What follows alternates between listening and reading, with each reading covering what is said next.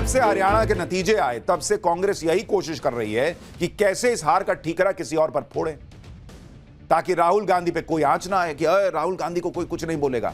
देखो देखो अब क्या बचा है नया।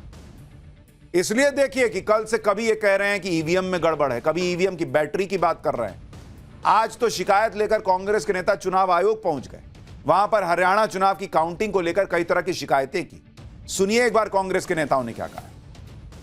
20 शिकायतें जो हमारे पास आई हैं, उनमें से 7 लिखित शिकायतें जो अभी आई हैं 7 कॉन्स्टिट्यूएंसीज से, जिसमें बैटरीज का खास तौर पे जो 99% बैटरीज दिखा रही थी काउंटिंग के दिन, और बाकी मशीनें जो सामान्य थी वो 60-70% दिखा रही थी।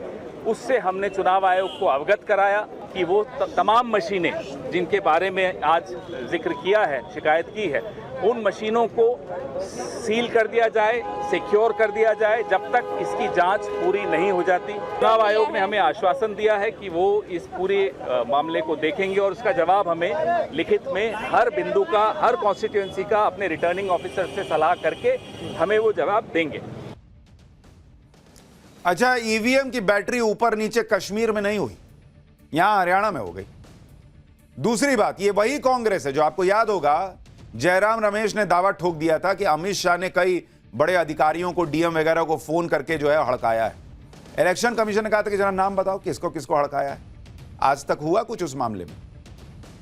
कांग्रेस पूरे लाव लश्कर के साथ चुनाव आयोग के पास गई, ऐसा माहौल बनाया जैसे हरियाणा के चुनाव में बहुत बड़ी गड़बड़ी हुई। मामला बहुत सीरियस है।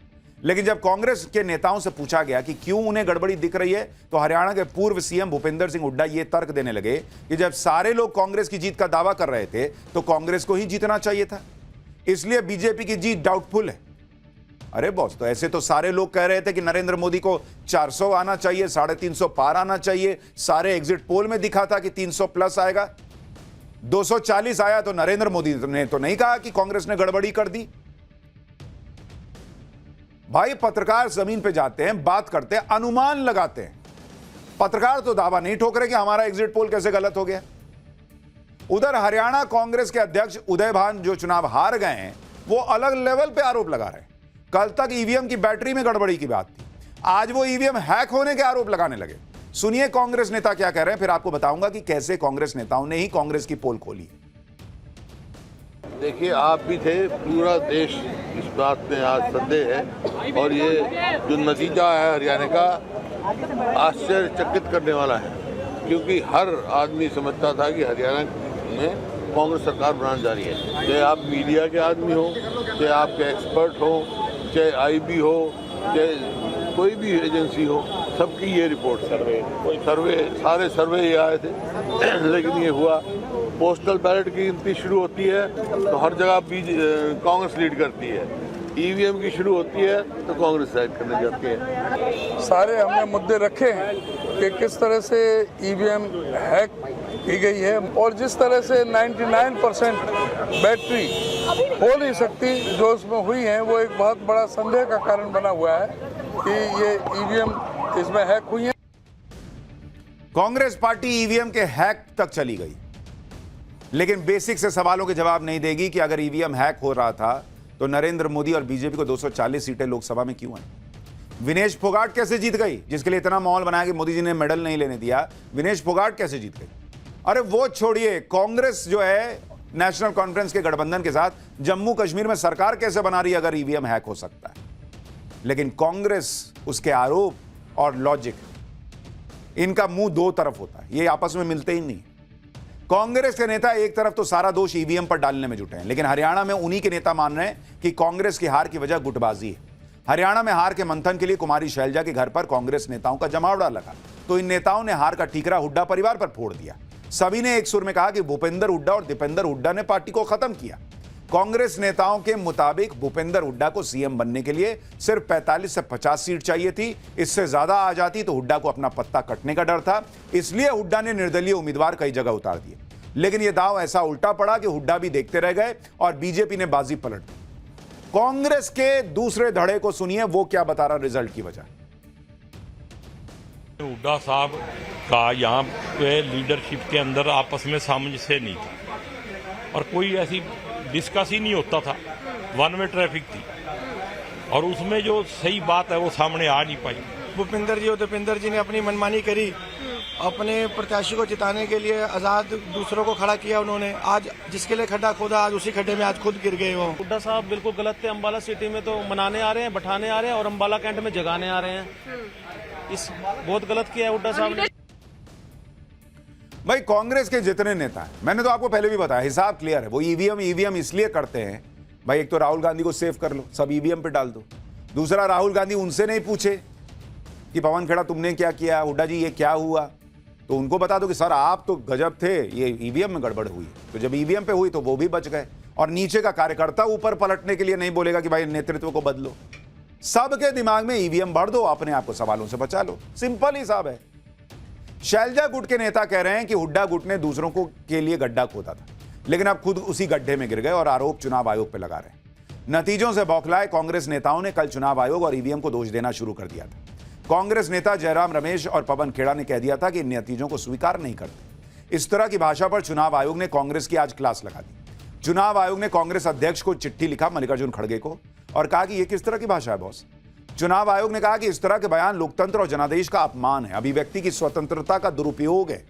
चुनाव आयोग ने राहुल गांधी के उस बयान पर भी नाराजगी जाहिर की जिसमें राहुल गांधी ने नतीजों को अप्रत्याशित बताया था। चुनाव आयोग को कहना पड़ा कि इस तरह के बयान अब तक नहीं सुने थे हमने। अगर कांग्रेस इतना ही ईवीएम को दोषी मान रही है तो फिर जम्मू कश्मीर के चुनाव पर बात क्यों नहीं करती? वहां तो कांग्रेस और नेशनल कॉन्फ्रेंस का गठबंधन जीता है और उनकी सरकार बन रही है। अगर ईवीएम का खेल ही करना होता तो बीजेपी जम्मू कश्मीर में भी कर देती, लेकिन जम्मू कश्मीर का आप रिजल्ट देख लीजिए। नेशनल कॉन्फ्रेंस प्लस कांग्रेस यानी इनके गठबंधन को 48 सीट आई, बीजेपी 29 पर ही रह गई और अन्य को 11 सीट आई है। तो वहां ईवीएम में गड़बड़ी नहीं हो पा रही थी। कश्मीर में कांग्रेस के सहयोगी ही उसको आईना दिखा रहे हैं कि ईवीएम को दोष देने से कुछ नहीं होगा, अपने अंदर झांको यार। उमर अब्दुल्ला ने कांग्रेस को क्या कहा है, यह कांग्रेस के उन नेताओं को सुन लेना चाहिए जो चुनाव आयोग के ऑफिस के चक्कर काट रहे हैं। उमर अब्दुल्ला ने कहा कि अगर नेशनल कॉन्फ्रेंस ने जम्मू में अपने उम्मीदवार उतारे होते और कांग्रेस को अपनी सीटें न दी होती तो नेशनल कॉन्फ्रेंस का वोट शेयर बीजेपी से ज्यादा होता। मतलब उमर अब्दुल्ला कह रहे हैं कि हमारा वोट शेयर ये कांग्रेस के चक्कर में घट गया।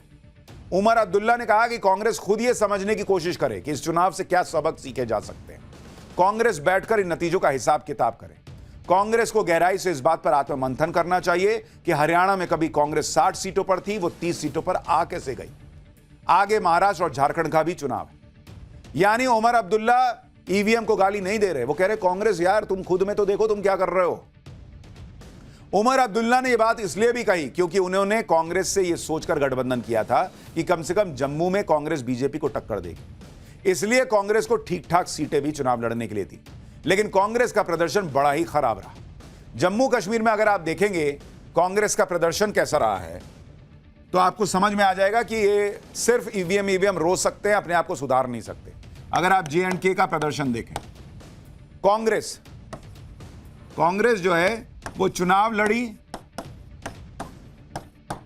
38 सीट पर और जीती कितने पर? जीत मिली उसको, ये जम्मू रीजन का बता रहे हैं, जीती 6 सीट, नहीं जम्मू कश्मीर का बता रहे हैं। नेशनल कॉन्फ्रेंस कितने पे चुनाव लड़ी? ये लड़ी 56 पर, 56 पर, और जीती कितना? जीती 42। अब आप सोचिए वो उनका मन नहीं रोएगा कि इससे इनको 38 सीट दी, ये भी हम लड़ लेते। 56 में से 42 जीत रहे हैं, ये स्ट्राइक रेट है। इनका स्ट्राइक रेट कितना है कांग्रेस का? इनका स्ट्राइक रेट है मात्र 16% और नेशनल कॉन्फ्रेंस का स्ट्राइक रेट कितना है? 75%। अब बताइए, जम्मू में कांग्रेस चुनाव लड़ी 30 सीट पर, जीती 1 सीट। यह तो इनका हाल है। ईवीएम करने से कुछ नहीं होगा। हरियाणा की हालत देखकर इंडी गठबंधन की सांस फूली हुई है क्योंकि कुछ ही दिनों में महाराष्ट्र जैसे बड़े राज्यों के चुनाव भी होने वाले हैं। इंडी गठबंधन की पार्टियों को लग रहा है कि कहीं कांग्रेस हरियाणा वाला हाल महाराष्ट्र में ना कर दे, क्योंकि महाराष्ट्र में भी राहुल गांधी चुनाव प्रचार को लीड कर रहे हैं। वहां भी वैसा ही माहौल बना रहे हैं जैसा वो हरियाणा में बना रहे थे। लेकिन हरियाणा का हाल देखकर उद्धव ठाकरे अलर्ट हो गए। वो नहीं चाहते कि जैसे राहुल गांधी हरियाणा हाथ से फिसलने दे दिए वैसा महाराष्ट्र में भी हो। इसलिए वो बार बार महाराष्ट्र में सीएम के चेहरे के ऐलान पर जोर दे रहे हैं। शायद उद्धव ठाकरे को लग रहा है कि अगर चुनाव प्रचार राहुल गांधी के इर्द गिर्द रहा तो बॉस गया मामला फिर हाथ से। इंडी गठबंधन की दूसरी टेंशन यह भी है कि हरियाणा में मिली जीत ने बीजेपी को वापस फॉर्म में आने का मौका दिया है। कार्यकर्ताओं का मनोबल बढ़ गया है। बीजेपी फिर से फ्रंट फुट पर खेल रही है। अब इंडी गठबंधन को महाराष्ट्र में और जोर लगाना पड़ जाएगा, जबकि इंडी गठबंधन तो यही सोचकर बैठा था कि लोकसभा में बीजेपी को ऐसा झटका लगा है कि वो विधानसभा में वापसी कर ही नहीं पाएगी। लेकिन ऐसा झटका तो बीजेपी को हरियाणा में भी लगा था। 4 महीने में बीजेपी ने पूरा गेम पलट दिया। अब कार्यकर्ताओं का मनोबल बढ़ा हुआ है। वो कह रहे हैं कि हरियाणा में कर सकते हैं तो महाराष्ट्र में क्यों नहीं। एक तरफ हरियाणा की जीत बीजेपी के लिए संजीवनी बन गई है, तो दूसरी तरफ इंडी गठबंधन के लिए जहर। हरियाणा के ठीक बाद महाराष्ट्र और झारखंड में चुनाव है, और महाराष्ट्र में उद्धव ठाकरे की बयानबाजी से कांग्रेस चिढ़ गई। संजय राउत के बयान पर कांग्रेस के प्रदेश अध्यक्ष नाना पटोले ने आपत्ति जताई। सुनिए नाना पटोले क्या कह रहे हैं। परिणाम कुछ और हो सकते थे अगर इंडिया आघाड़ी होती, ऐसा संजय राउत कह रहे हैं, क्या कहेंगे? उनका मत क्या हो सकता है, उनके तक लिमिट है। इस पर बहुत हम गंभीरता से नहीं लेते। महाराष्ट्र की राजनीति में महाविकास आघाड़ी ये बड़े मेजॉरिटी में चुन के आएंगे, और उसका रिजल्ट हमें लोकसभा में आप सब लोगों को देखने मिला। हार का भूकंप हरियाणा में आया, लेकिन उसके झटके कांग्रेस अलग अलग राज्यों में महसूस कर रही है। यूपी में अखिलेश यादव ने बैठे बिठाए कांग्रेस को करंट दे दिया। अखिलेश यादव ने कांग्रेस से बिना चर्चा किए अचानक यूपी उपचुनाव की 6 सीटों पर उम्मीदवार उतारकर कांग्रेस को झटका दे दिया। मैनपुरी की करहल सीट से तेज प्रताप यादव को टिकट दिया गया है। तेज प्रताप यादव मुलायम परिवार से आते हैं, अखिलेश यादव के भतीजे हैं, लालू प्रसाद यादव के दामाद हैं। फैजाबाद की मिल्कीपुर सीट से अजीत प्रसाद को उम्मीदवार बनाया गया। अजीत प्रसाद फैजाबाद से सांसद अवधेश प्रसाद के बेटे हैं। कानपुर की सीसामऊ सीट से नसीम सोलंकी को टिकट मिला है। नसीम सपा के पूर्व विधायक इरफान सोलंकी की पत्नी। अंबेडकर नगर की कटेहरी सीट से शोभावती वर्मा को टिकट दिया गया है। वो सांसद लालजी वर्मा की पत्नी। मिर्जापुर की मझवा से ज्योति बिंद को उम्मीदवार बनाया गया है। वो पूर्व सांसद रमेश बिंद की बेटी। प्रयागराज की फूलपुर सीट से मुस्तफा सिद्दीकी को टिकट दिया गया है। यानी अखिलेश यादव की लिस्ट परिवारवाद से भरी हुई है। किसी नेता की पत्नी, किसी की बेटी, किसी के बेटे, किसी के दामाद को टिकट मिला है। समाजवादी पार्टी के नेता अपने फैसले को यह कहकर डिफेंड कर रहे हैं कि उन सीटों पर ही उम्मीदवार उतारे हैं जो सीटें पिछली बार सपा के पास थी। सुनिए एक बार। 6 विधानसभा सीटों पर प्रत्याशियों की घोषणा हुई है। उसमें से 5 सीटों पर सपा के विधायक पहले से ही थे, और वो उन जगहों पर विधायक सांसद हो गए हैं। और एक सीट जो और है, वहाँ लोकसभा चुनाव में समाजवादी पार्टी ने भाजपा को हराने का काम किया था। इन 6 सीटों पर समाजवादी पार्टी भाजपा को से आगे रही है और उनको हराने का काम हुआ है। 4 सीटों बाकी हैं, उसमें कांग्रेस पार्टी से गठबंधन की बातचीत हुई है। हालांकि कांग्रेस पार्टी ने जम्मू कश्मीर और हरियाणा में सपा को एक भी सीट नहीं दी। यूपी में 10 सीटों पर उपचुनाव होना है। 6 पर अखिलेश यादव ने उम्मीदवार उतार दी। कांग्रेस के लिए सिर्फ 4 सीटें ही छोड़ी। ये चारों सीटें भी अखिलेश एकमुश्त कांग्रेस को नहीं देने वाले। ये 4 सीट भी इसलिए छोड़ी है कि इस पर कांग्रेस से मोलभाव होगा। यानी अखिलेश यादव ने डंके की चोट पर मैसेज दे दिया कि 6 सीटें तो नहीं देने वाले, बाकी 4 पे बात करनी है तो करो। लेकिन कांग्रेस तो शुरू से 5 मांग रही थी सीटें। सपा ने कह दिया कि 6 तो उतार दिए बॉस, अब क्या 4 पे बात करते हो तो ठीक है, नहीं तो देख लो। 5 सीटों में 2 वो सीटें भी शामिल हैं जिस पर अखिलेश यादव ने अपने उम्मीदवार ऑलरेडी उतार दिए। कांग्रेस के प्रदेश अध्यक्ष अजय राय अपने बेटे के लिए मझवा सीट मांग रहे थे, उस पर तो सपा का कैंडिडेट उतर गया। जबकि फूलपुर सीट पर भी कांग्रेस मजबूती से दावेदारी पेश कर रही है। अब कांग्रेस अखिलेश यादव पर भड़क रही है। यूपी कांग्रेस के नेता कह रहे हैं कि उनसे कोई चर्चा नहीं की गई। सुनिए एक बार। जिस तरह से 6 सीटों का ऐलान हो गया, कहा जा रहा है कि कोई आप लोगों से बातचीत में नहीं, कोई कॉन्फिडेंस में नहीं दिया गया। सच बात है, इसके बारे में जानकारी नहीं है। इंडिया गठबंधन के कोऑर्डिनेशन कमेटी से अभी कोई चर्चा नहीं हुई है, और अगर कोई होगी तो उसकी जानकारी मुझे नहीं है। लेकिन कांग्रेस उत्तर प्रदेश कांग्रेस कमेटी की ओर से इन 10 विधानसभाओं में संविधान बचाओ संकल्प सम्मेलन का आयोजन हमने किया है। उत्तर प्रदेश की बात करते हैं कि उत्तर प्रदेश में हम ओवर कॉन्फिडेंस में नहीं बल्कि फुल कॉन्फिडेंस में चल रहे हैं। तो ये तो हाल है इंडिया अलायंस का। इंडिया अलायंस के दोस्त राहुल गांधी कांग्रेस को कोस रहे हैं, और उधर कांग्रेस करेगी तो हमसे बिना बात किए समाजवादी ने टिकट उतार दे दिए लोगों को। लेकिन समाजवादी पार्टी ने भी बता दिया है कि हरियाणा में जो हुआ उसके बाद उनकी पार्टी तो कोई चांस लेने वाली नहीं। सुनिए समाजवादी पार्टी ने क्या कहा, उसके बाद बताऊंगा बीजेपी ने कांग्रेस को क्या नसीहत दी है।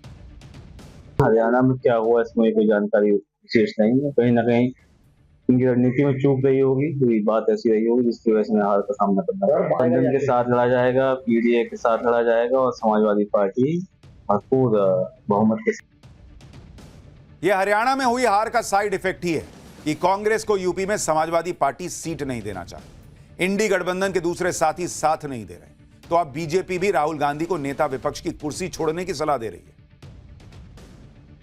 After the sentiment and the opinions expressed by the partners of the Indy alliance, Mr. Rahul Gandhi has no moral right to remain as the leader of opposition, ideally, ethically and morally.